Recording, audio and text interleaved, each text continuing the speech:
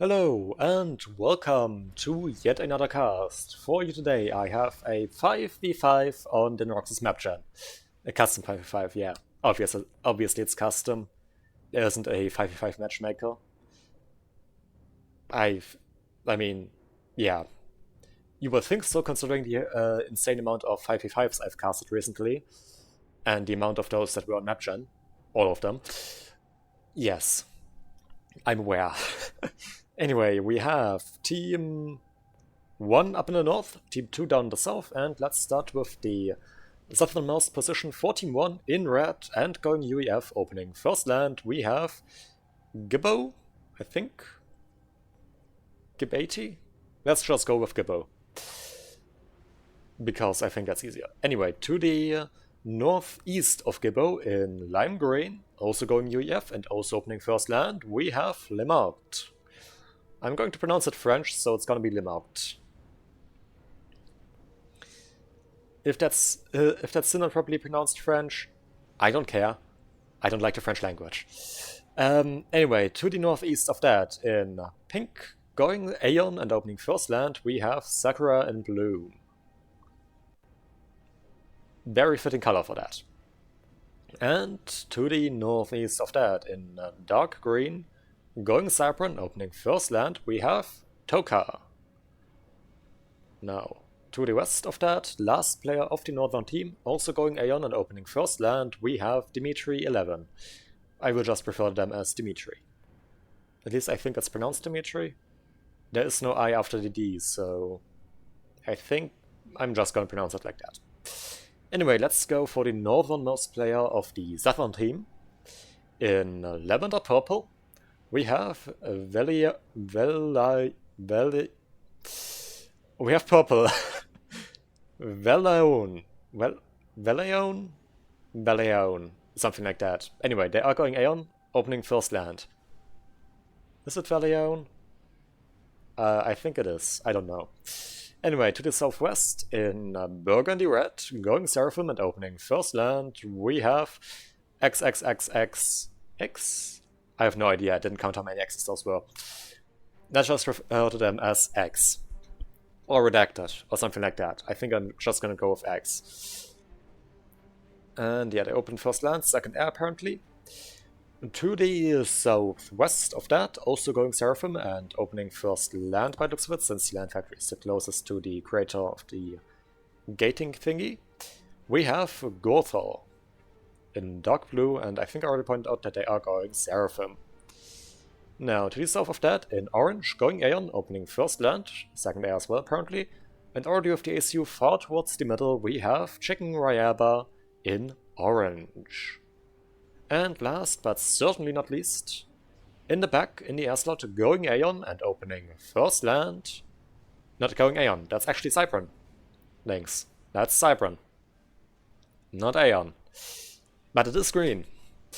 I'm not colorblind, I'm just faction blind, I guess. We have Nomander. At 2100, I think. Yeah, tied for highest rated player in the game with Dimitri. So both air players very high rated for this game. We already have a early T1 bomber out for Gothel.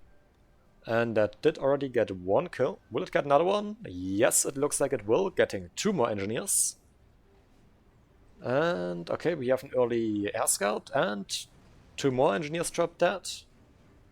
That's gotta hurt. That's a really significant setback for Gibbo in this case. This bomber with 6 engineers killed, 1 rank of veterancy and 200 mass killed? Yeah, no, 300 mass killed. Picks up 2 more. Already at 2 ranks of veterancy now. Gets 2 more, so up to 10 engineers killed. It's not gonna make it home since an engineer did log onto it, and it gets 4 more. Oh, holy shit, that one got 700 mass killed. That was an insane bomber. That got good value. And definitely set the northern team back significantly.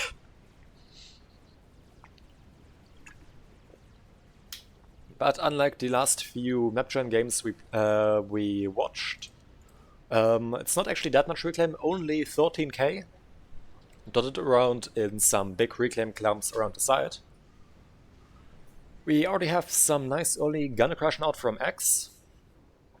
Not gun, com aggression. That commander does not have the gun upgrade. Technically does have a gun, but not an upgraded one.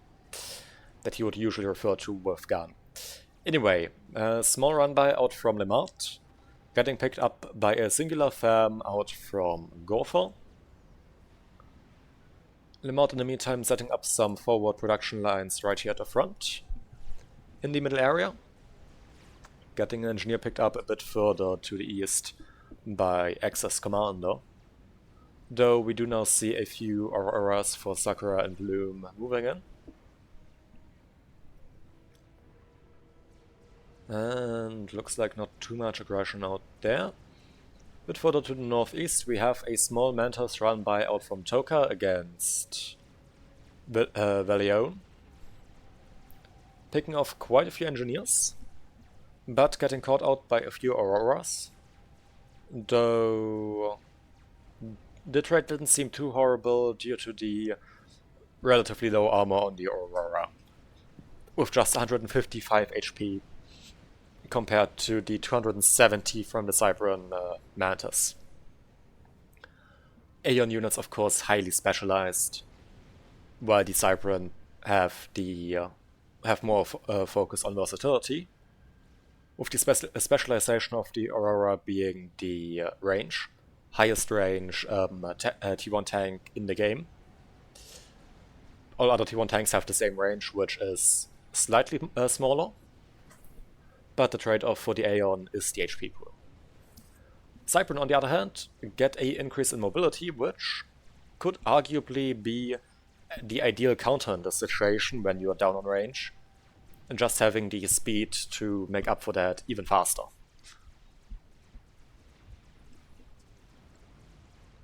Do see a small battle here, and it does go quite far in, but even more reinforcing auroras will most likely stop that. And looks like they will, yes. Almost got a T1 max, but not quite. So that did not succeed. And we do see the ACU for Valione pushing it quite aggressively, grabbing the northernmost reclaimed field. I guess opting to collect the southern one, or the lower one further south with some engineers. And to just steal some mass from the top one that would fall right into the territory of Toka with the ACU away. Toka in the meantime going for a gun upgrade. Valione currently no signs of upgrading the E-Commander, instead building a factory, most likely to just get some engineers out for reclaim purposes. We also do see a gun upgrade out for Gorthal. Gorthal? I think it's Gorthal. A gun can't talk. A gun upgrade out for Gibbo. And okay, Limart already has the gun upgrade. And that looks like that is it with upgrades right now. Nomanda moving that commander a bit further up to the front, getting some reclaim in with that. Trying to get some additional mass, I guess, for some faster ecoing. Already 27% done on T3 Air, and almost finished on the second T2 P-Gen. How's it looking up for Dimitri? Only at 6% for T3 Air, so at this point in time, Nomanda slightly ahead, though not by a large margin. Looking back into the center, we do see a gunfight between the ACUs of Gorthal and Limart. Both, of course, with a gun upgrade, meaning that they are very similar in firepower. The advantage that the UEF gets here being a increased HP pool compared to the Seraphim, though it is a HP advantage of 500 HP. It's not gonna be too insane here.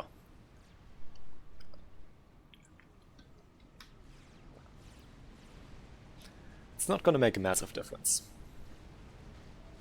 Now, if we were looking at a Aeon against, I think, wait, does Aeon have? Yeah, Aeon against UEF would be a 1k difference, which is also not massive. But yeah, biggest one of course being with the Cybran, the flimsy Cybran that instead get high regen. Gibbo on the side, on that western flank, pushing south with that gun ACU. Did I miss that gun ACU was upgraded, or did I point it out? I can't remember. I feel like I have the memory of a goldfish. Gun range now underway for Valion. Nomander, in the meantime, pushing up with the ACU to get some help in. Toka, of course, already with the ACU with the gun upgrade finished. Gun range finishes. Gun speed follows immediately after, and we now also do see a gun upgrade coming out for Nomander, helping out up there.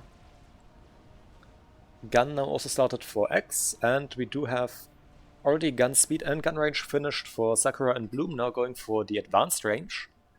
A special upgrade that only the Aeon get. In the original base game, it was part of the normal gun range upgrade, but with balance changes made in the Forge Alliance Forever mod that this is placed on, or client I guess, it was split off into its separate upgrade. That way the normal gun range on the Aeon ACU delivers the same range that the gun upgrade on the other ACUs would provide, with the advanced range giving back the old range given by that, which is a bit higher.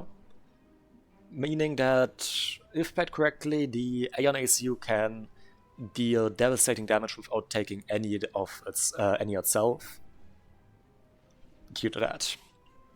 Now, after that, Sakura and Bloom directly going for sheet upgrades, so increasing that survivability. That can be very important, especially since we are already at the T2 stage by the looks of it, with some Evansong mobile missile launchers and some places coming onto the field, as well as asylums.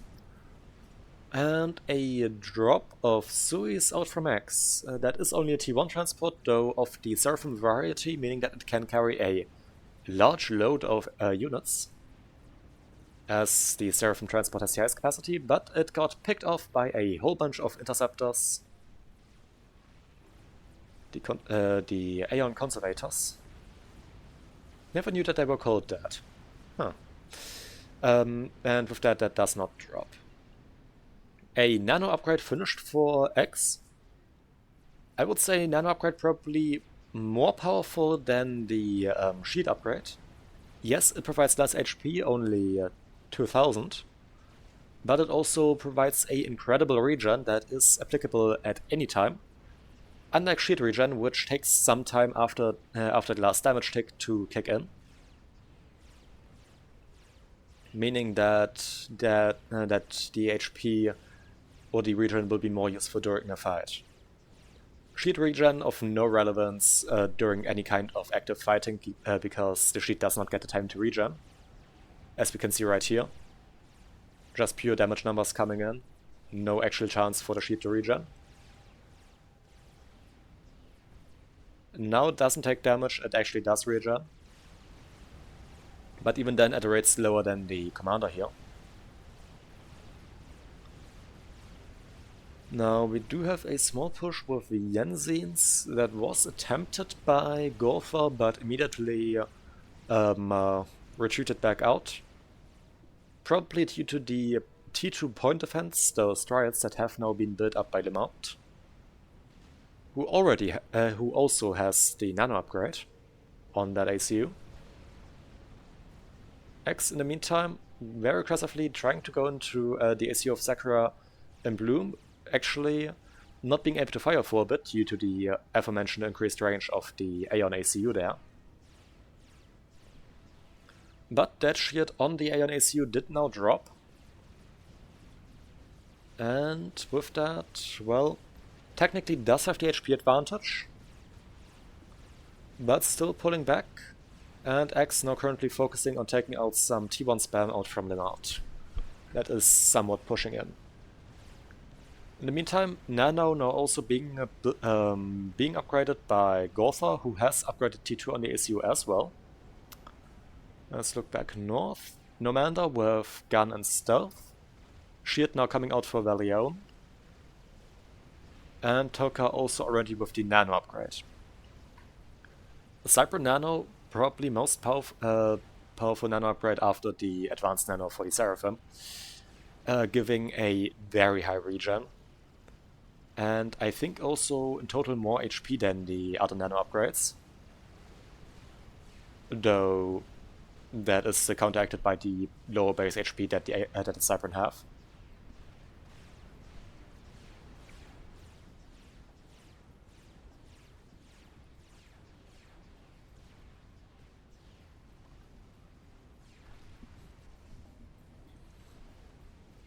And a small skirmish did happen between X and Sakura and Bloom in the middle, but didn't really go anywhere.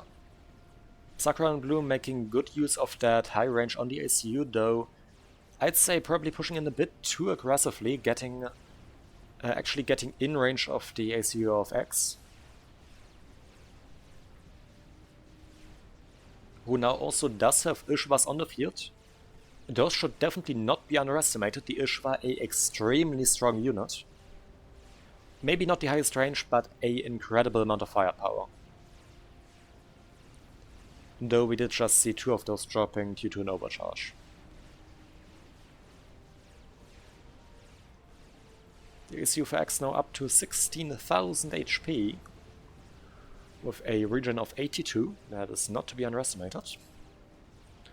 The Mart in the meantime did try an ACU push, but got forced back by the presence of units in I think T2PD. That ACU also very tanky with Nano and Gun. Though UEF Nano definitely not adding too much HP and also not a too insane amount of regen.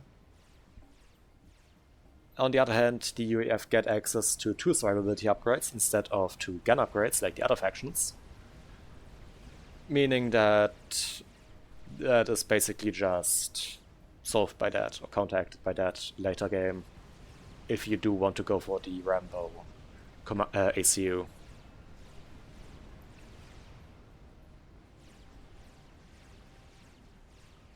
X continuing to push rather aggressively with that commander. Still getting a bunch of Ishwas in again. Nice overcharge, though it was not enough to kill off these 2 Ishwas that were in that AoE range. And it looks like, yeah, we do have some PD creeping going on, so Sakura and Bloom slowly getting forced back with their position.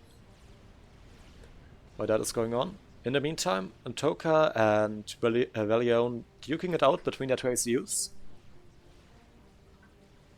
Now, the increased range from the AN ACU cannot be properly utilized here as long as there's no full air cover overhead due to the stealth upgrade that the Cybran get. As the nano repair is a continuation of that, meaning that this ACU has a personal stealth field, as you can see with these small particles around it. And in addition to that, also the nano regen. The nano repair system, that's what it's called. Though we do have a few Whalers moving in, possibly about to try something on that ACU, and Whalers definitely very, very dangerous. But immediate ASF response out from Dimitri.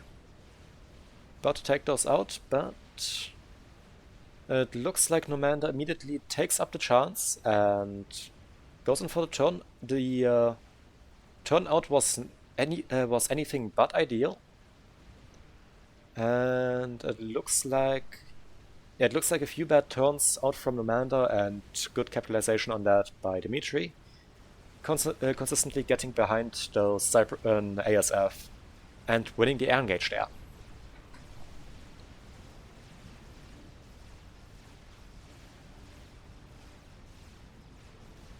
Gopher in the meantime continues pushing up aggressively.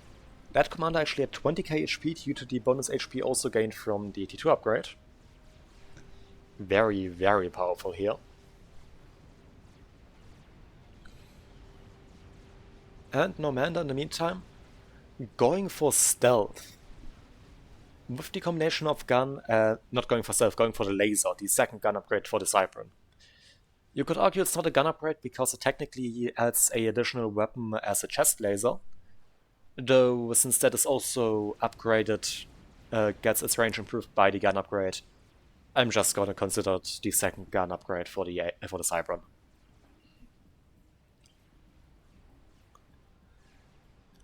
That, in combination with the stealth upgrade that has been placed earlier, might imply the use of that laser as a frontline commander.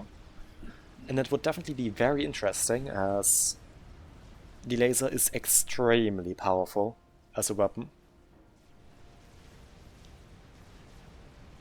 And that is definitely something that you don't want to be on the receiving end of. In the meantime, advanced gun range going out for Chicken Rayaba. Just getting those gun upgrades up on the ACU. While we do have a small run by out from their opponent Gibbo.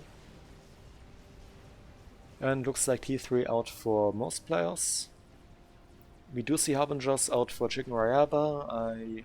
Yeah, we do have Titans out for Gibbo. We do have Othams for Gortha. I don't see T2 out for Lemalt yet. They are currently just pushing in with that ACU. Still to rather good effect because of the survivability and the gun upgrade, of course. And some very nice overcharges.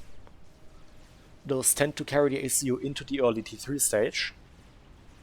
However, you still don't want to be isolated with that ACU against any sort of T3 army. You still, at that stage, you do rely on your own units.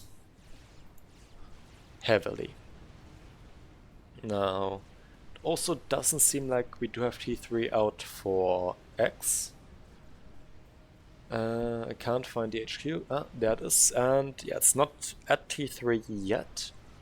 We did see the T3 air out earlier for Nomander. So that does exist. Let's take a short look. Aircrafts seem about similar size. Didn't do exact counts yet, but they don't seem too different in size. So the early advantage from Dimitri with that last airfight will be of greater significance throughout the rest of the game, it feels like. Or at least until Nomander gets the ability to build a bigger airfield or air grid and spam out more units. Okay, T3 is also on the stage for Velion. And we do have T3 out for Toka. As well as for Sakura and Bloom. Right, T3 now also coming in for the nod.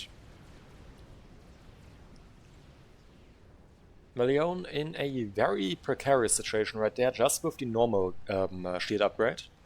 And that shield also almost depleted. While we do have a sizable force of bricks already on the field out for Toka. That force of bricks will be a significant threat to anything coming in its way, especially in ACU. Like, an experimental could probably push this, but still would take significant damage in doing so. An ACU will just die. If those lock onto the ACU, it's dead. No questions asked.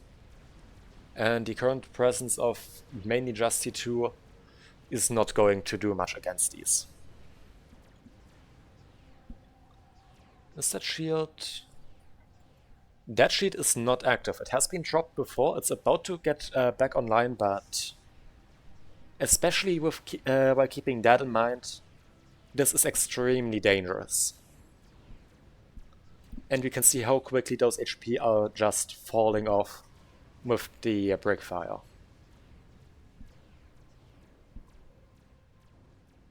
Velion into the red. The sheet has not even fully regened yet. And there is still one break on them. T-Bomb Bombers also coming overhead to harass. There's an asylum in the area that tries to get overhead. Okay, it does actually manage to do so in time. The shield is fully regened. That's gonna be a few more HP, but more bricks did make it into range. That increased the amount of fire going into this, so the shield already almost fully dropped once again.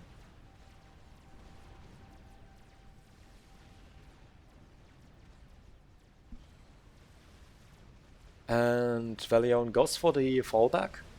A experimental has been finished for Sakura and Bloom. It is probably a GC, and yes it is. And there's apparently... What is that pillar attacking? That must be a ground fire order. Yes it is. Not sure what the reasoning behind that is. Okay, Valion did pull back, though still staying very close to the front. That seems very dangerous. Building up a T2 shield. I feel like the ACU should try to pull back further, especially since it's not inside of the shield range. But no, it actually pushes back up. With just about 8,000 HP on this ACU, I feel like that is a very dangerous play. We do have one nice overcharge taking out one of those bricks. But I'd say that without the supporting army and just normal shield, this ACU overstayed its welcome at the front. With the heavy shield upgrade, it could probably still do quite well, but just with normal shield, I don't think it's going to be capable to hold up to the current pressure on it. Now let's take a look. How's the laser ACU for Normander looking? It did get Cloak as well, putting that ACU up to a whopping 25,000 HP, or 25,500 HP to be precise, with a regen of 78. This ACU only visible if there's Omni in that area. Now we do have a GC coming in, and well, that's one of the situations where the balance on the FAF version of the game becomes relevant again, because while the GC does have Omni in the base game, it does not in FAF. The Omni has been removed a while back, so the GC will not be able to actually see this ACU, meaning that can just stand in the area and pummel that GC to death with its gun and the laser. And there it goes. And that was a nice rank of veterancy as well. Now, if there had been some spy planes out from Dimitri overhead of that ACU, this would have ended very differently, because that would have allowed the GC to lock onto the ACU. But there weren't, so with that, the ACUs did not take any damage in that fight.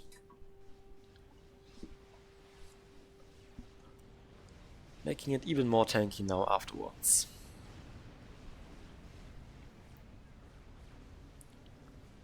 Whole bunch of T2 PD now just being built up in the firebase up here by Vallejo, as well as some Raptors in case this firebase gets overrun. And I also do see some miasmas have been started, or one miasma to be precise, though not continued in production. Okay, the ACU for Vallejo actually regened quite a bit of health. Does have 3 ranks of veterancy, and the shield is back fully up. Still feels very ballsy right now with the amount of bricks.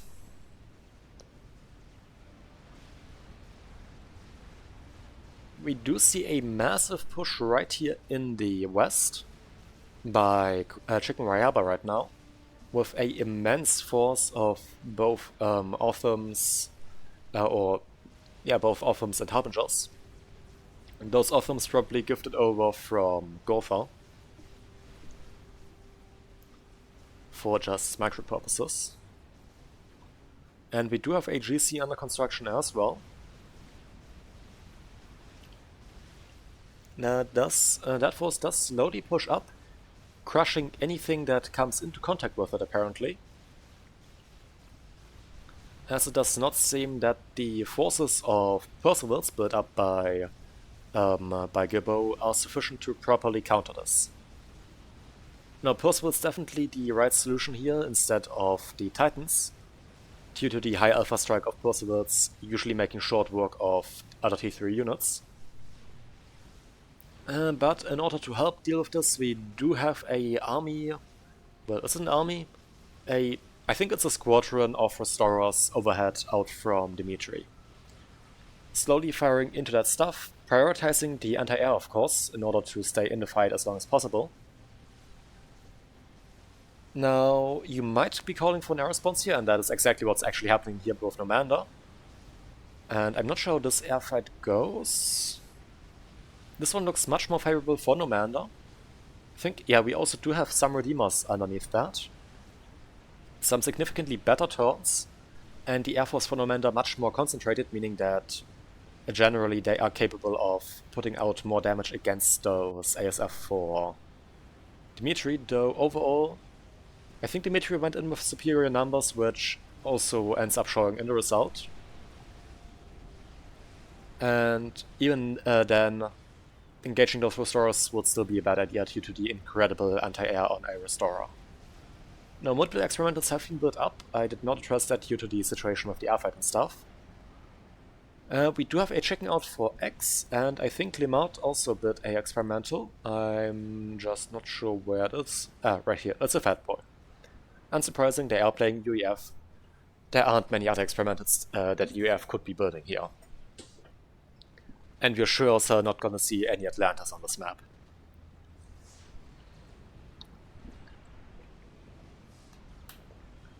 We don't have a pond here. So there wouldn't be a way to do so.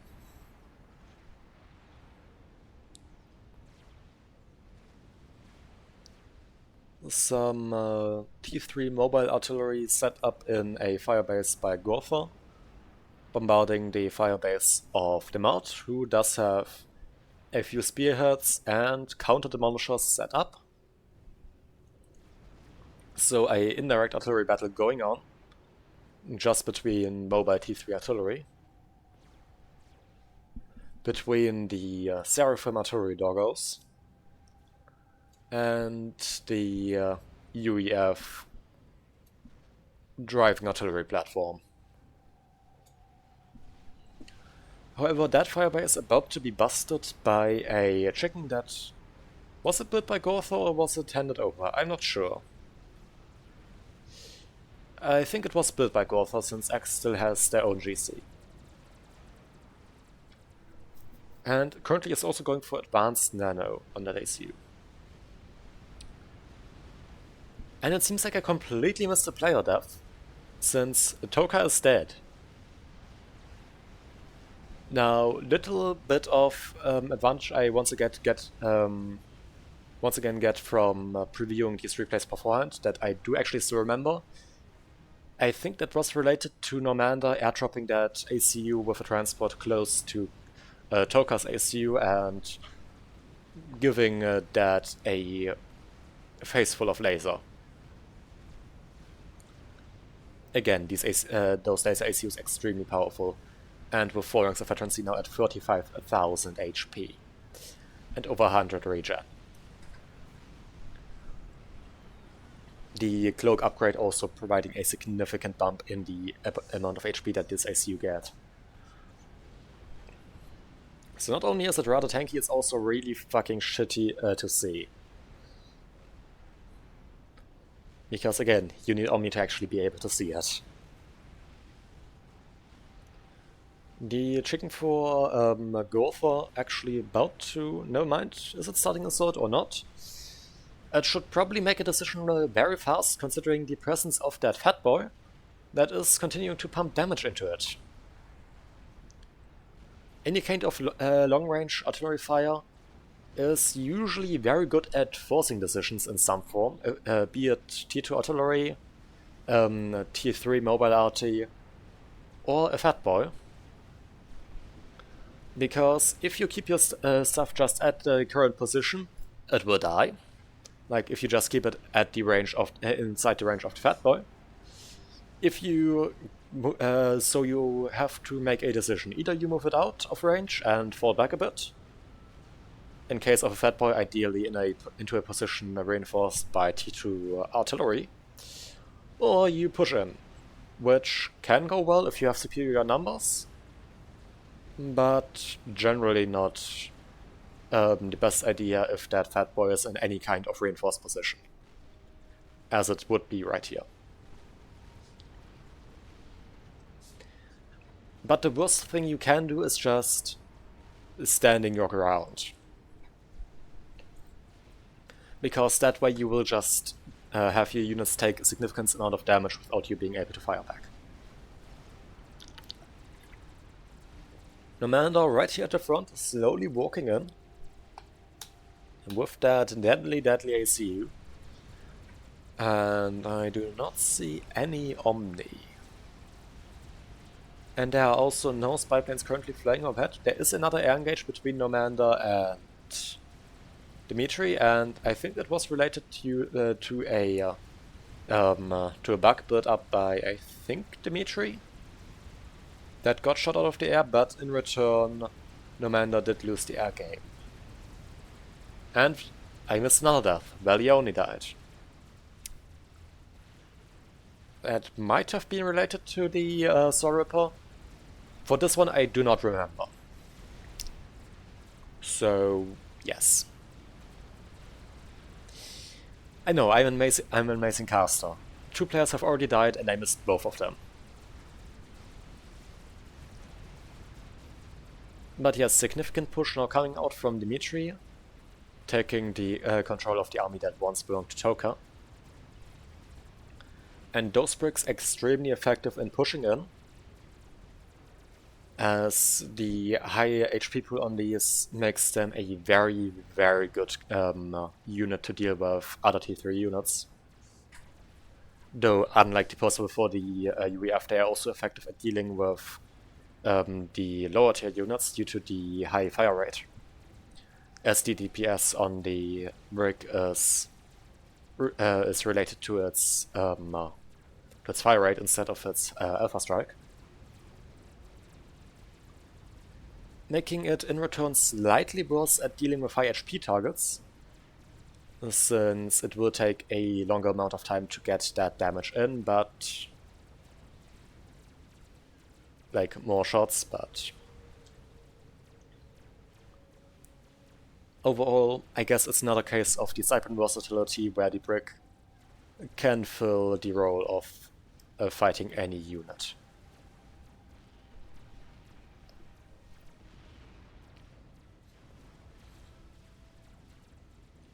At least any land unit. And technically naval units, since it does get torpedoes. Not very good torpedoes, but it does get them. Anyway, a bunch of gunships out for Nomander, going in to deal with that, though the default base that once belonged to Valion is definitely going to fall here. Well, maybe not completely falls, but it's going to take significant damage in the process. ACU gets airlifted over for Nomander. And we do have a bunch of those bricks now dropping down dead. Bunch of spy planes moving overhead now, and getting ready, and those will definitely light up the ACU, but there are no longer any units that would threaten that, so that is not too relevant.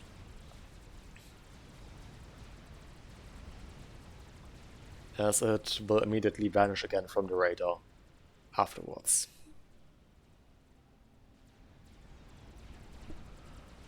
Advanced Stunner upgrade, seemingly unassisted for X, so it is going up very, very slowly, still not finished. Sorry, I will have to mute occasionally because I'm pretty sore throat, so I will be coughing very often.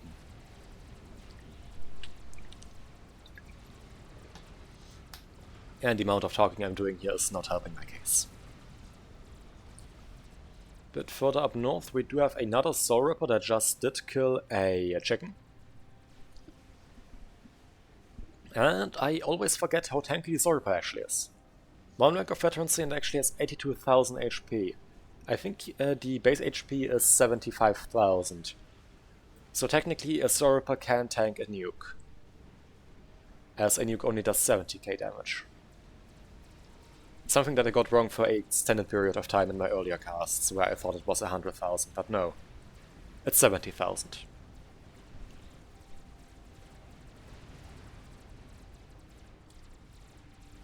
The chicken out for X slowly pushing up again in the middle against Sakura and Bloom. Though they do have a Galactic Colossus ready. Chicken does fall back. I think that is a slight misplay since the chicken has a hard time firing backwards. So it dies without causing any damage to that GC. and still within striking range of the northern team's engineers. The risk with pulling back any kind of unit that cannot fire backwards or not very well, like the GC, like the Chicken, or the Maglev for the Cybran, is that if that unit cannot make it back far enough to be outside of your opponent's engineers, or the range of your opponent's engineers, it's not gonna matter. At that point it's probably even gonna be a worse solution, because that way you're doing less damage. It's generally units that in most cases force you to commit to something. Which I think is great design, because committing, having commitments in games like these is what makes it interesting. Just having a bunch of skirmishes on a solidified front line around the middle, where both teams repeatedly pull back and forth their units without any kind of frontline movement, is just boring. And also something that I try to avoid when casting these games.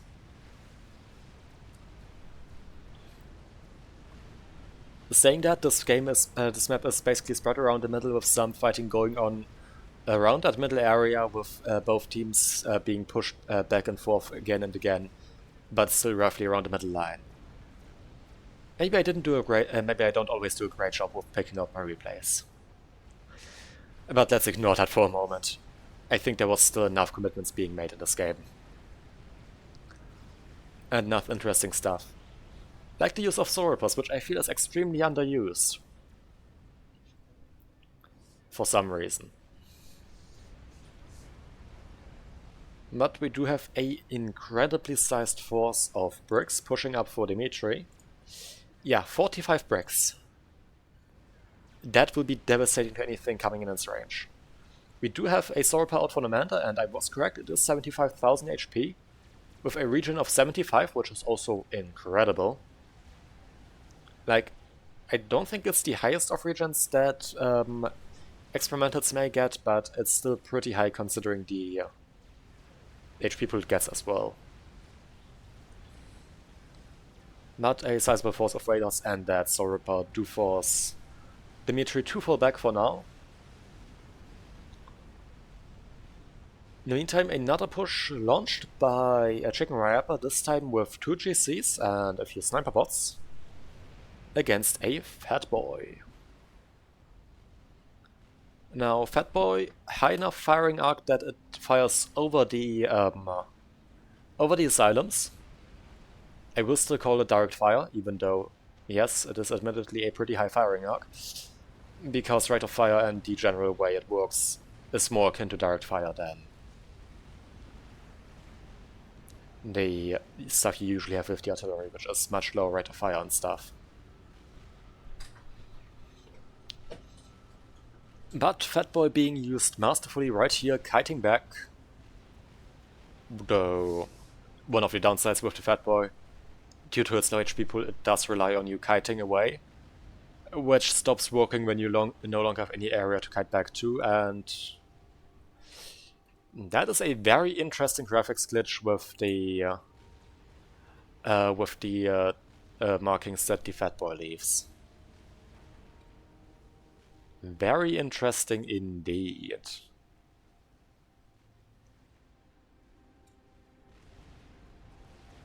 With some stretched Hydro and Max symbols. And a very interesting track pattern.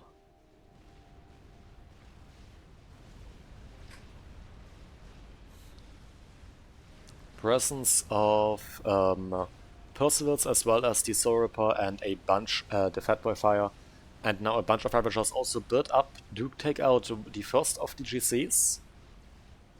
The second one taking significant fire and dropping in his HP pool very fast. SMD got sniped in time.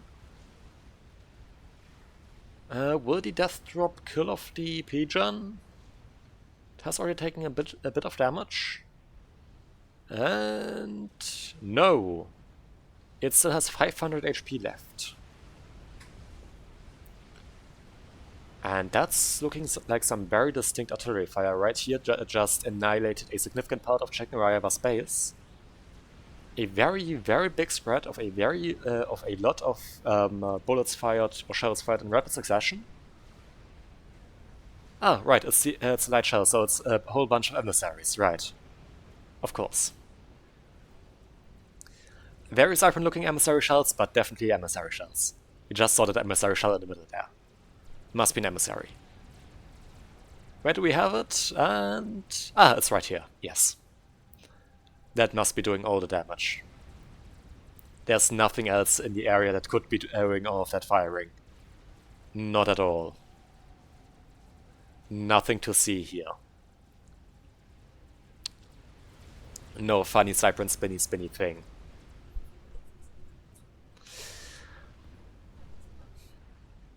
But that long-range artillery fire devastating the base of Nomander as well, who did not have sufficient shielding. Desperately trying to get shielding up, also starting work on a Scathus to provide counter-artillery fire.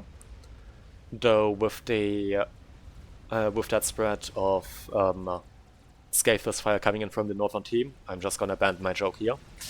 That's not going too well. Big airfight does ensue, and let's make a short count. 270 still left for Nomander. Let's take a moment later.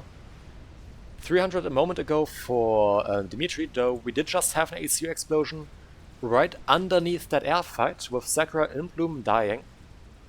There are a bunch of Sorpers, so I think it was related to that. It was counted as a control K, but I think it might have been due to the damage of, or the exploding damage of some other stuff. Lemart also does go down to Nomander, who did send in a bunch of strats there. So strat sniping the ACU of Lemart.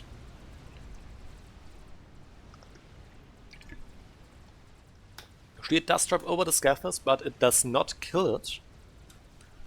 And impressively, it looks like, even though they had significantly inferior numbers, Nomander won that air engage. And I think it was also fought over those Myrmidons. I guess they were not quite as heavily affected by the ACU explosion. So they kept more ASF after that happened. Now, big push of a bunch of T3 and a chicken going out for Gotha, pushing right into the main base of Dimitri. But we do have a significant amount of experimentals. GC here, Fat Boy right here. A incredibly sized force of Restorers, a Soul Ripper. Next F-fight does happen, and I think this one won't be going quite as well due to the presence of Restorers as well, and yes, we do have the ASF for Nomander all dropping down. Gibbo does end up dying due to the chicken, but I don't think it will make it any further. Though at 67,000 mass killed, it definitely did get its value, definitely did pay for itself. Scathus still alive, still firing. And that is interesting. Sakura and Bloom died a while ago, but we still have a P-Gen right here that is owned by them. We do have the second emissary finished, but I'm not sure how that happened with the P-Gen. Maybe it was gifted over the moment, like moments before the game realized, or maybe in the game tick the game realized that Sakura and Bloom was dead, so it just, moments after the part of the game that would have killed it due to being under control of the player, but after the, as well as after the full share kicked in, or something like that. I don't know. I don't know how stuff like this is handled, but that's interesting. That's an interesting bug. Catching 2 bugs in this cast. Now, Gopher also losing significant parts of their base due to Scathus fire. With the advanced region aura on that ACU, meaning that it will... does that? It does not affect buildings, right. only increasing the HP pool and regen on that ACU, and without advanced nano repair system, meaning that it doesn't do too great, and a spare emissary shell, or stray emissary shell, ends up landing on the ACU, taking out Gorthar. Turning this into a 2v1 between Nomander Chicken Rayaba against Dimitri, who does have the Scathers and is still building a second one. That is about 70% finished. Not a great situation for the Southern team right now, as with the Scathers fire they are not capable of building up any counter-artillery. I think it's one of the rare cases where the Scathers was probably the right play, as the game was basically even at that point. Air was even, land was basically stagnant between both sides, also very much equal. So that was one of the situations where a game ender was definitely the right decision to go for, since it did not actually compromise the even position between both teams. As that way it just resulted in the northern team being able to weaken the southern team sufficiently to cause damage on multiple flanks, I guess. Though saying that, it did result in northern team losing multiple players now, putting all of the burden onto Dimitri, who is technically also behind an eco now. So maybe it was not the right play. A chicken managed to sneak past the side, a large amount of T1 bombers moving in. Second scale did actually finish, and first one actually vetted with almost 300,000 mass killed, meaning that it did regen. That is impressive. But a rare site where we do actually see the Scathers utilizing its ability to move. As yes, the Scathers is mobile artillery. The only mobile game ender in the game, with some very impressive tracks, and right. Please still do tell me if I'm going insane, if because I'm pretty sure that the track animation is also something that was added by Valve. That wasn't part of the base game, though. Please do enlighten me on that, because I am very confused about it. It did throw me off the last time I noticed, and now that I looked at the Scathers again while it was moving, a rare site in general, yeah, no, please, I do need enlightenment on that. A massive force of GCs did lock onto the AC of Nomander by the looks of it. Of course, I did miss that, and that is a lot of GCs.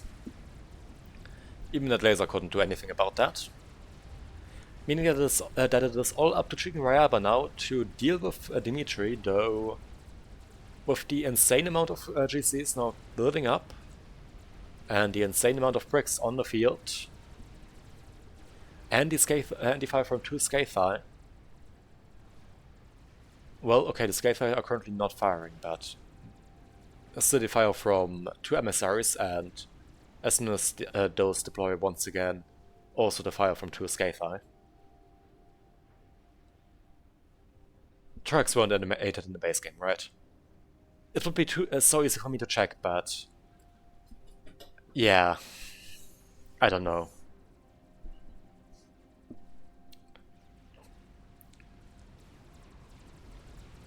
A double volley of Scatheless fire now starting to come in. And saturating the general area around Chicken Rayaba's ACU. Airfight does happen with just taking out the massive amounts of T1 bombers that Chicken Rayaba is trying to build up in order to deal with the GCs. A definitely valid strategy, as T1 bombers are cheap to produce, extremely cheap to produce, and with big aggregates you also just get large amounts of them, as they are basically built instantly, while still having decent enough damage to be effective in causing, in large numbers I guess, in causing damage to the experimentals, meaning that you do slowly wither them away. If your enemy does not have any AA, that will also just lead to ever increasing amounts of T1 bombers causing damage, but even if they do have AA, T1 bombers are cheap enough that they can be easily replaced. And so you can just stream them in technically. But I don't think they will be sufficient to take out those Colossi. Well, maybe they are going to be enough to take out one of them, as this guy has taken a significant beating. Actually dropping below 10,000 HP. Which might not seem like a significant drop, but GCs that have 100,000 HP base, for that, considering that is actually a lot of damage.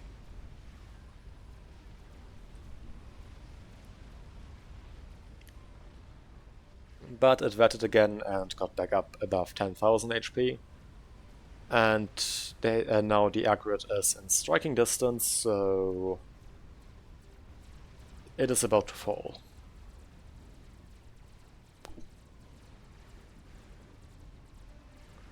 And GC, never mind, I think the bombers did retarget, so that GC might not actually go down. We do have a bunch of Psychos going down. Scathless Fire now also retargeting back into that area. Sorop actually shot out of the air by ground-based AA. And impressively, yes, that GC is still alive. Aggregate actually did not die, I'm impressed. Never mind, stuff is retargeting. Another volley of Scathless shells hit, and I think the GC might actually end up going down to Scathless Fire and not T1 bombers. Never mind, it wetted again, it is above 10,000 HP once again. But now we do have 2 GCs from Chicken Rayaba coming in, taking out at least the lowest HP one, and about to also take out the second one. Now GC moving in close. As well as the chicken moving in. And I think we will actually see a third GC dying here. Will it be enough for the fourth one dying? I think so, yes. Yes, I actually think that there is enough firepower to kill all of these GCs, impressively enough. This one is already down to half HP, while though it is fully battered, while the top one is at full HP. Okay, it is starting to pull back, so it won't actually be able to cause any more damage to the GC up here. Only leaving this one, which is also at full bat. Meaning that it has 135 regen and almost 150,000 max HP. That is a bit ludicrous. The last mass fab farm that once belonged to Nomander does go down. We do have a massive push of a GC, never mind, 2 GCs supported by a sizable force of Harbingers and Percival's coming in, and I think at this point this game is decided. Still 2 Scathai. We do have SARS now coming onto the field as well, or slowly being built up. Never mind, there's already one finished. And I think at this point Chicken Rayaba will not be able to keep this off. They do have advanced, not advanced, heavy shield, that's its name. I guess it's also advanced shield. Advanced range, and the sensor suite. Meaning that the ACU can spot for itself in order to get full use out of that range upgrade. But it won't help against experimentals. Chicken Rayaba's GC does go down. The other 2 do continue pushing in. The SAR closes in as well. Is there still any sizable amount of AA? We do have a bit of T1 AA, but that won't cut it. At least I don't think it will, and Chicken Rayaba does just give up. They do surrender. And with this game is decided in favor of the Northern team. For once, the rare case where the team building the game ender actually wins. Well, okay, it's not. I don't think it's too rare of a case, but it's a rare case for my casts, because usually the team building the game ender tends to lose. Because I feel like if there is actually a game ender in the games I cast, because the team building them is not in position to actually build one. Again, rare case where the Northern team was actually in a position stable and equal enough that it did work out sufficiently, and I mean, it did lead to significant losses on the side of the northern team because due to that development, Dimitri was forced to give up the air build-up for some time, giving Normander the air advantage and getting some air snipes. And I think also some ground pushes. But yeah, I hope you enjoyed this one. This was streamed live on Twitch. Link to that will be, as per always, down in the description. Well, I don't know. YouTube actually fully rolled out the new layout with the description on the side now, which is atrocious, but I'm confused if that is actually gonna stay like that for now, because I've had multiple cases where it was like that for like a day and then went back to the old way where it's below the video, and I'm rambling again, but I guess to the side in the description, not down in the description. Feels weird to say because I'm used to saying down in the description, and I think so are 99% of the YouTubers. At least the ones that haven't actually created their channel before that happened. So yeah. Anyway, if you did enjoy it, maybe leave a like, or don't, I can't force you. And please, I beg you, tell me, is the track animation for stuff something that was added by Fav, or is it actually base game and I'm just going insane? I need to know. Please. But yeah, hope you enjoyed.